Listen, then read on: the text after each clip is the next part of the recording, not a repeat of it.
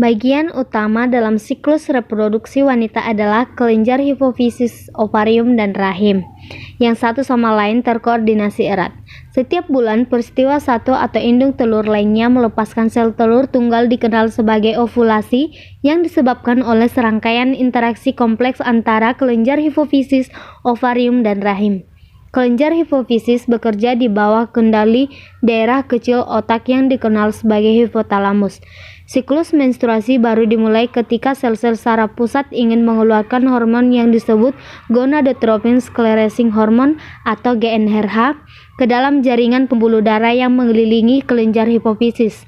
Stimulasi sinyal sel GnRH mengakibatkan kelenjar hipofisis mensekresi hormon lain, yaitu follicle stimulating hormone atau FSH. FSH melakukan perjalanan dalam aliran darah mencapai ovarium untuk merangsang pembentukan pembuluh folikel ovarium 1 atau ovarium lainnya.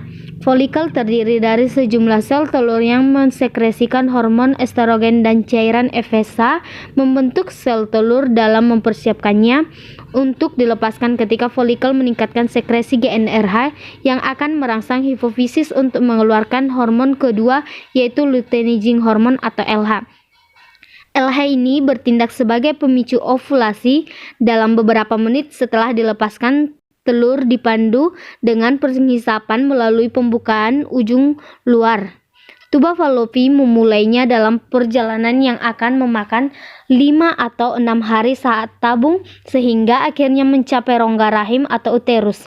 Sementara itu, setelah refleksi, folikel ini diubah menjadi tubuh kekuningan yang dikenal sebagai corpus luteum. Sel-sel di korpus luteum mensekresikan hormon progesteron yang membawa perubahan penting pada lapisan rahim untuk mempersiapkannya pada kehamilan.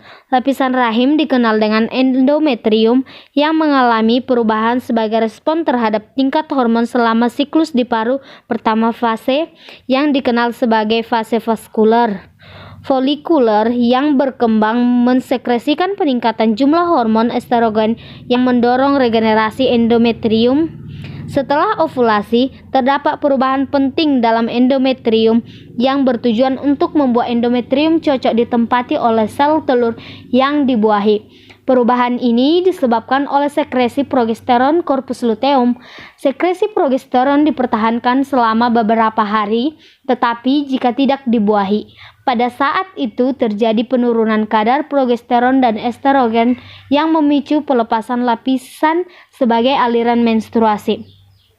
Siklus dimulai kembali ketika telur dibuahi sehingga tidak ada menstruasi karena korpus luteum telah berfungsi mensekresi progesteron yang selama 3 tingkat pertama kehamilan.